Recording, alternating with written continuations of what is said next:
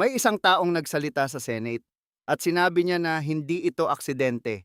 Kung alam mo na ang tungkol sa VP Sara Duterte, hintay ka muna kasi mas malayo pala ang ugat nito kaysa sa OVP. Gina Acosta, dating Special Disbursing Officer, testified before the Senate Impeachment Court.